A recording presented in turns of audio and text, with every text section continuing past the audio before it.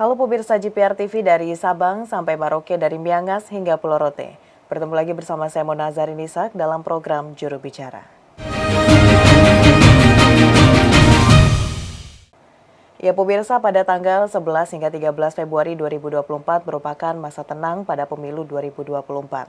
KPU, Bawaslu, dan seluruh pihak penyelenggara pemilu melakukan berbagai upaya untuk bisa menjaga situasi politik 2024 dan juga menjaga demokrasi agar tetap berjalan dengan baik. Dan pemirsa, untuk mengetahui sejauh ini seperti apa perkembangan pemilu 2024 termasuk pada masa tenang ini, kita akan berdiskusi dalam program Juru Bicara bersama dengan Dirjen IKP Kementerian Kominfo Republik Indonesia. Selamat malam Pak Dirjen. Selamat malam Mona.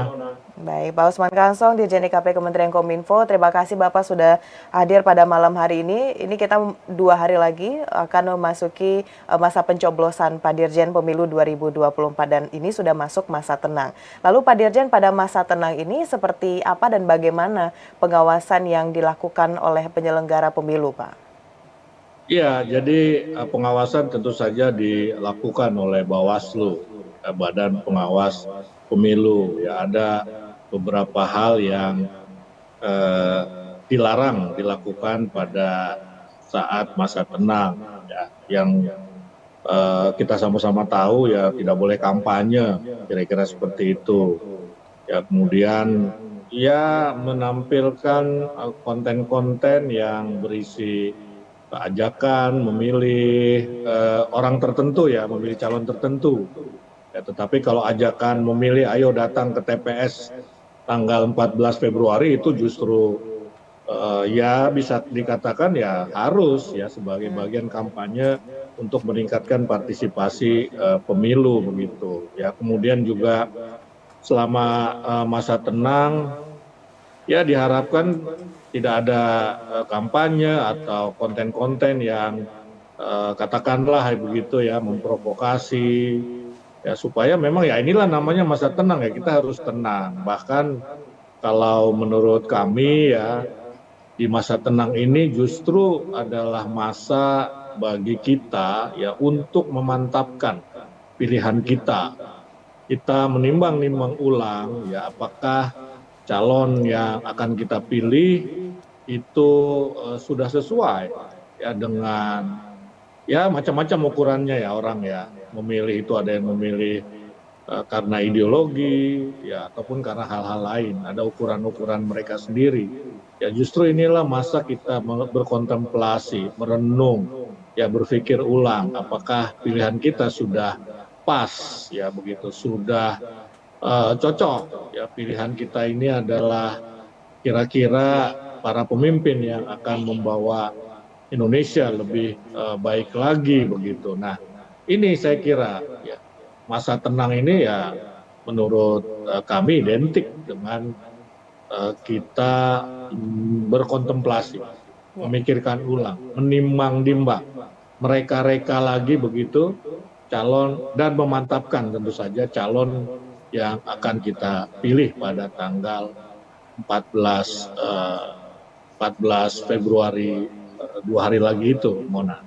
Baik, Pak Dirjen, berarti pada masa tenang ini adalah seperti yang Bapak sampaikan tadi, untuk masyarakat Indonesia yang sudah memiliki hak untuk melakukan mencoblos nanti untuk bisa menimbang-nimbang lagi, untuk merenungi siapa kira-kira yang akan diberikan amanah untuk bisa memimpin Indonesia nantinya. Baik Pak Dirjen, waktu 2 hari ini tentunya harus bisa dimanfaatkan sebaik mungkin oleh seluruh pihak, termasuk tadi penyelenggara pemilu. Dari Kementerian Komunikasi dan Informatika sendiri, Pak Dirjen, apa yang dilakukan sisa waktu menuju pencoblosan ini? Apakah ada himbauan atau ada aplikasi atau website yang disediakan untuk bisa memberikan sedikit masukan juga kepada masyarakat agar bisa mantap ini Pak memilih siapa pada 14 Februari nanti?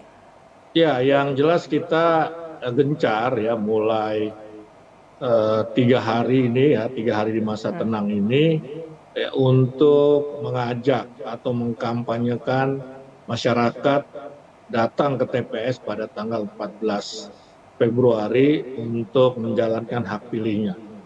Ya pilihlah calon pemimpin yang sesuai dengan ukuran kita, dengan standar kita, dengan hati nurani kita, dengan pikiran kita, begitu kita ajak. Ini sangat penting ya, kenapa? Karena memang kita menginginkan partisipasi politik yang paling tidak sama seperti pemilu 2019.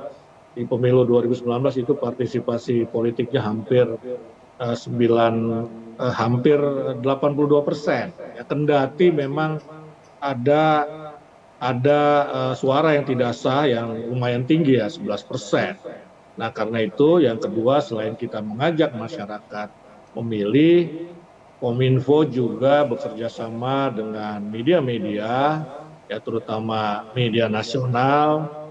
Ya, media nasional itu maksudnya media publik ya seperti TVRI, RRI, dan Antara, untuk memberitakan ya cara mencoblos atau tata cara pencoblosan ya supaya suaranya itu sah, tidak sia-sia. Nah ini penting kita sampaikan kepada masyarakat. Nah kita juga mengajak masyarakat untuk mencari informasi, ya mencari informasi segala hal tentang pemilu, terutama ya tentang para kandidat kita. Dan informasi itu ya kita sampaikan, salah satunya ada di Pemilu Damaipedia yang diluncurkan oleh Kominfo.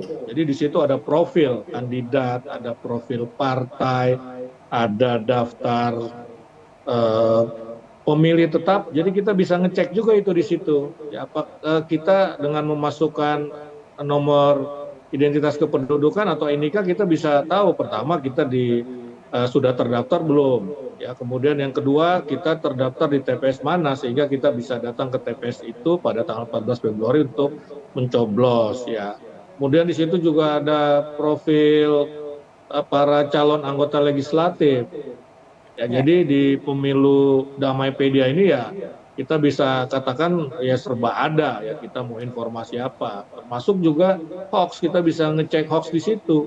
Ya, dalam masa pemilu ini kan banyak hoax ya, bahkan di masa pekan tenang juga atau hari tenang ini pun masih ada ya kita perhatikan. Cuma memang hoaxnya tidak separah di pemilu 2019 ya, sehingga kita ya bisa mengecek ya satu informasi itu hoax atau bukan, ujaran kebencian bukan, provokasi atau bukan, begitu. Nah jadi itu yang kita lakukan di masa tenang ini, yang tujuan ujungnya adalah bagaimana pemilu itu berlangsung secara damai. Karena kami juga mengkampanyekan bahwa pemilu sebagaimana tagline-nya KPU adalah sarana ya integrasi bangsa. Jadi kita ingin melalui pemilu ini bukan cuma kita memilih pemimpin ya, tetapi juga sebagai sarana pemilu ini untuk memperkuat persatuan dan integrasi bangsa Indonesia. Karena hanya dengan persatuan kita bisa maju ya di masa depan. Baik, Pak Dirjen, intinya dari Kementerian Kominfo pada masa tenang ini juga tetap harus bisa menjaga iklim demokrasi khususnya pemilu 2024 agar pemilu berjalan dengan damai. Pak Dirjen, usai jeda pariwara kita akan lanjutkan pembahasan pada malam hari ini Memilih untuk Indonesia, namun kita akan jeda sejenak, pemirsa tetaplah di program Juru Bicara.